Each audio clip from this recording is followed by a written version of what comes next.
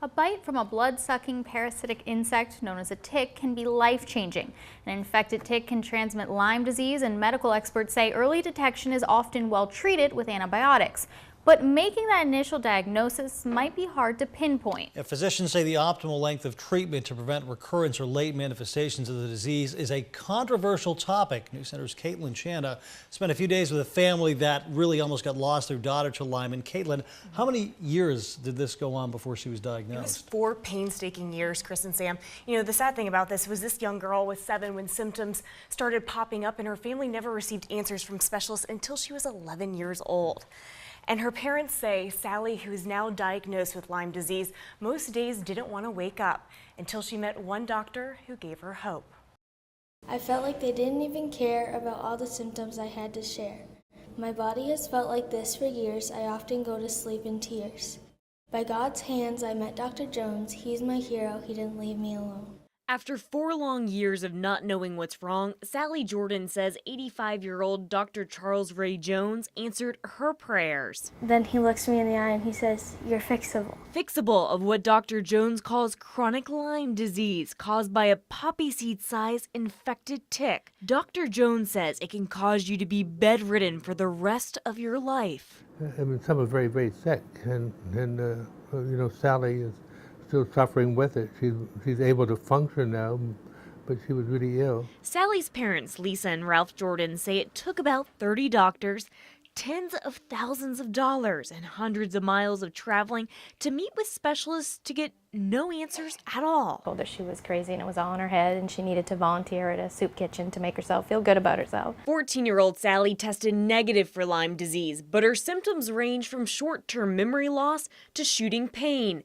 Doctors told her family everything Sally didn't have, but not what was wrong. Do you get tired of hearing doctors saying, "Oh yeah, it's just in your head, you're crazy," or "you have this, and there's no such thing as Lyme disease"? Soon, Sally's sister, Lydia, developed similar symptoms. It was absolute hell for our family. It was seeing your daughter so sick, nobody giving us answers, going down endless roads. The pain would migrate to different areas of her body and started impacting Sally's neurological system. The basics, taking a bath, brushing her teeth, and even eating was difficult. And Sally isn't alone. Neurologically, how it affected him, I would have to tell him to put his shoe on, now tie your shoe.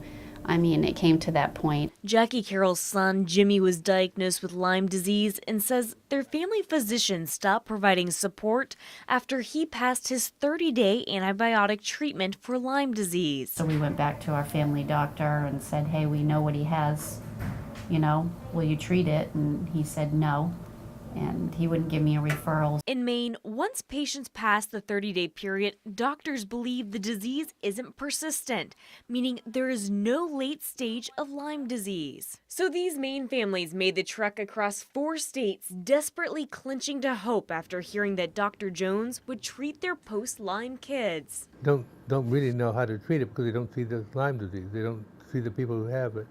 The people who come here have many times been to many physicians before they come here, before they find someone who's able to make the diagnosis. But not all doctors agree with Dr. Jones. He's been investigated by his medical board on how he treats Lyme patients using long-term antibiotics. If the people aren't well, they aren't fixed.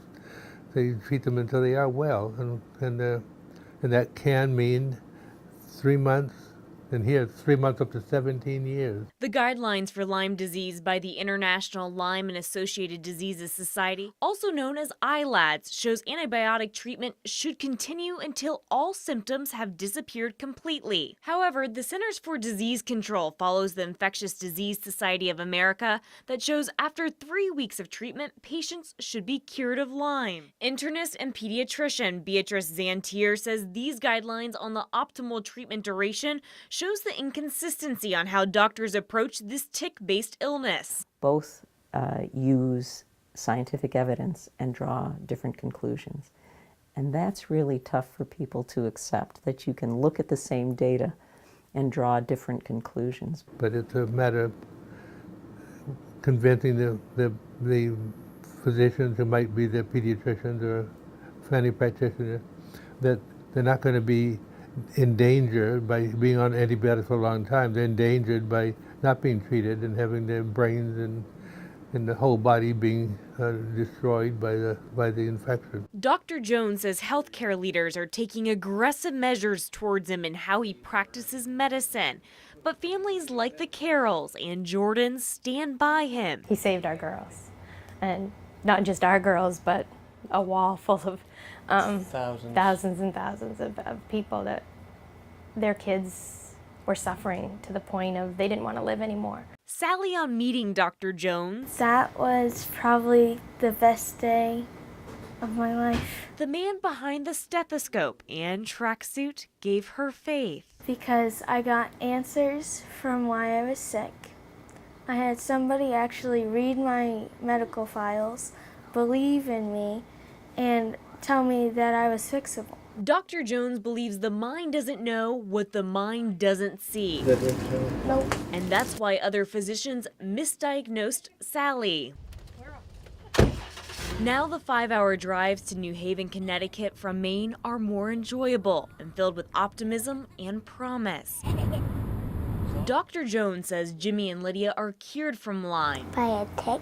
Yet Sally is still suffering with the disease. For these Mainers, Dr. Jones is a family member. We thank God for finding Dr. Jones. It's, you know, like we have Jimmy back, so it's awesome. I mean, I can't be more thankful and show him or tell him the gratitude that I feel.